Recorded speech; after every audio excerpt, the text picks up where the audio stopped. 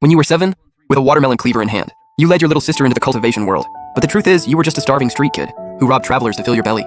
Who would have thought you'd rob an elder of Amei's Zishing branch? Luckily, he didn't treat mortal lives like ants and kill you both on the spot. Instead, he sighed helplessly. Do you two little brats even know who I am? You snorted, gripping the cleaver. I don't care who you are.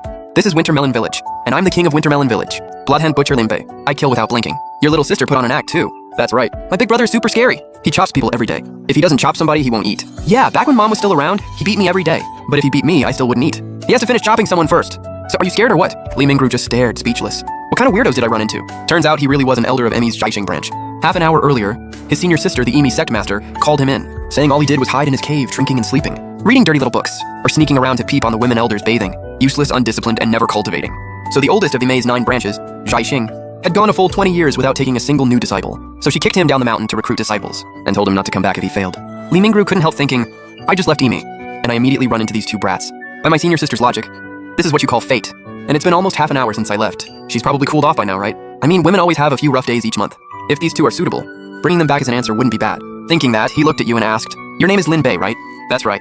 And you even waved the watermelon cleaver like you were proud of it. Li Mingru chuckled and nodded, then looked at your sister. And you? What's your name? Your sister answered sweetly, I'm Xiao Yuer. Li Mingru smiled and nodded again. Then he asked both of you, why are you out here robbing people on the road? You tilted your chin up and said, because we're badass. Li Mingru almost laughed out loud. This kid's got some serious nerve.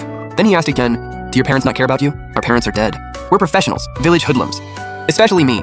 They call me Wintermelon Village's top thug, Bloodhand Butcher Lin Bei. Xiao Yuer piped up, acting cute but loud. That's right, my brother's the baddest guy in Wintermelon Village. He's crushed 1,000 flowers with his ruthless hands. He wakes up every day and the first thing he does is chop people. The village storyteller even wrote a biography about him. It's called All the Girls We Chopped Back Then. Hearing her childish nonsense, Li Mingru felt like he got struck by lightning. His whole brain short-circuited. These 2 kids are something else. Still, their background made him feel a little sad. Heaven shows no mercy. It treats all things like straw dogs. These siblings really are unlucky kids. The way they were putting on a front.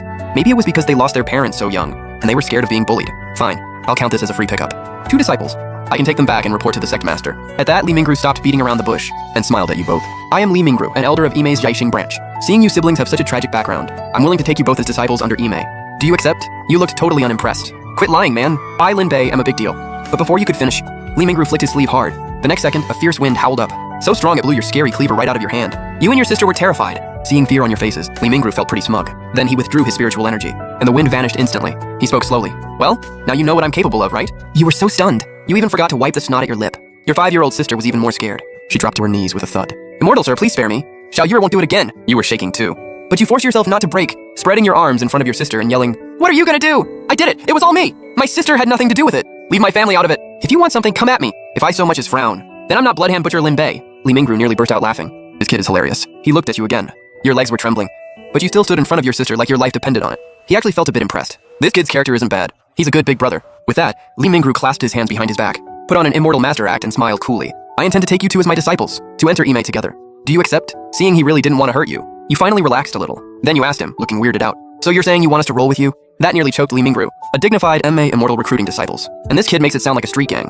He shot you an annoyed look. I am taking you as disciples. You blinked your big wise eyes. So you're our boss from now on. Not boss, master. Li Mingru corrected, getting a headache, and thought to himself, this little brat is unreal. What the hell goes on in that tiny brain? Is his family business running a gang or something? But jokes aside, he asked again, looking at you both.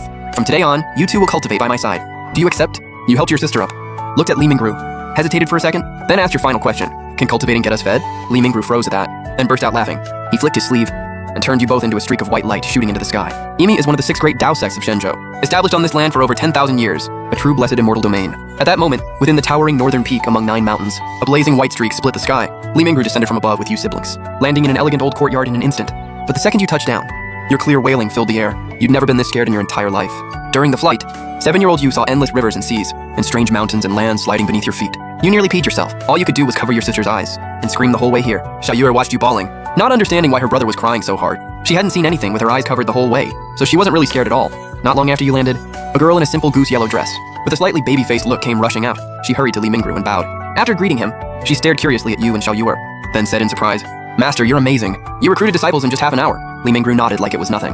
Hands behind his back, he said, Mie Oxen, these 2 kids will be your junior brother and junior sister. I'm leaving them to you. Teach them well.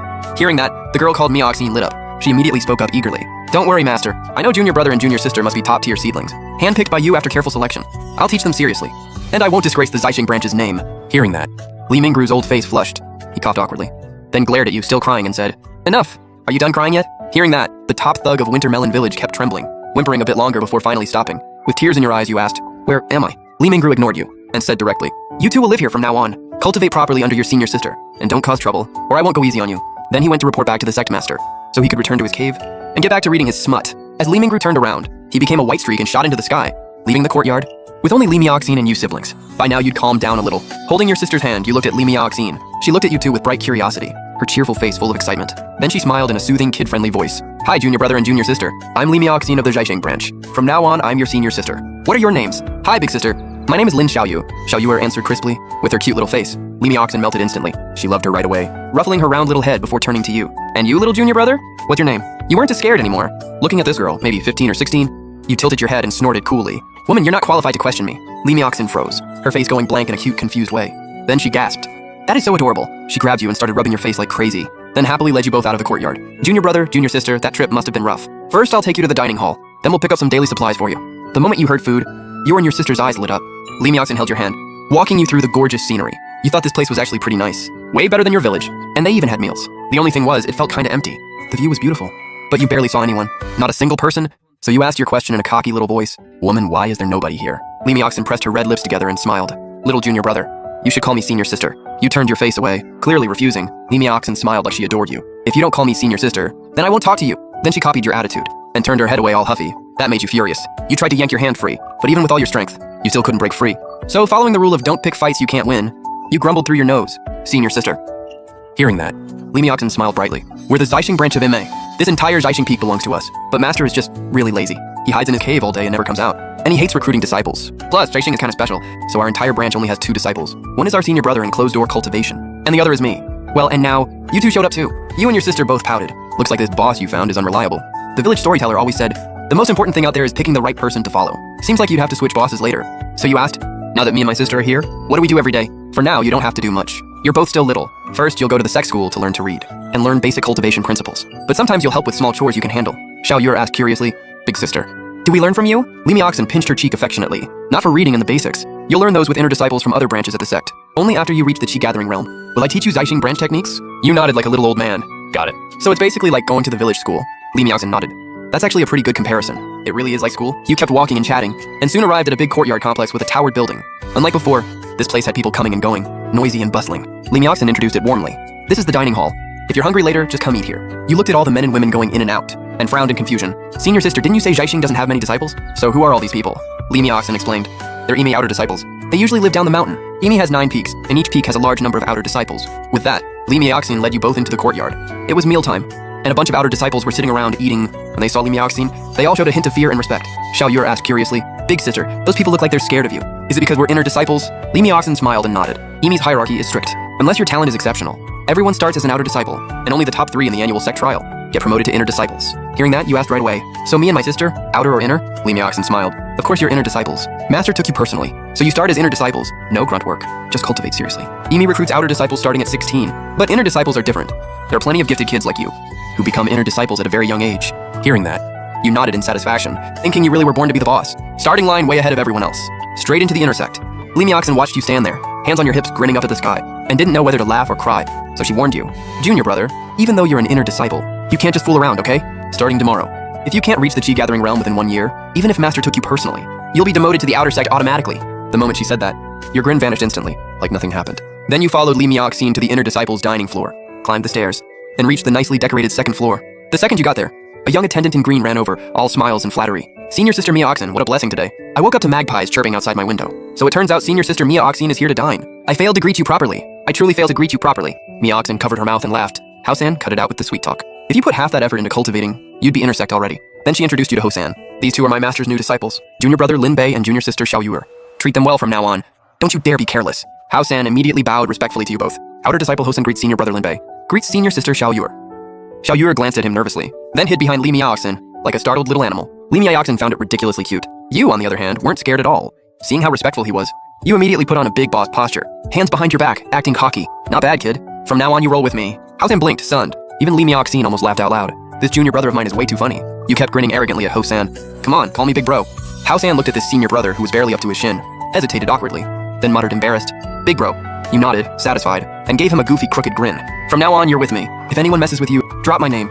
Li Miaoxin was holding back laughter so hard her face turned red. Then she told Hosan, "Bring a few servings of spirit snacks to my room. Make them soft. My junior sister is little. She can't chew anything too hard. You got it. Senior brothers, senior sisters, this way please." Then you and Li Miaoxin went into a refined private room. The moment you sat down, you asked curiously, "Senior sister, what are spirit snacks?"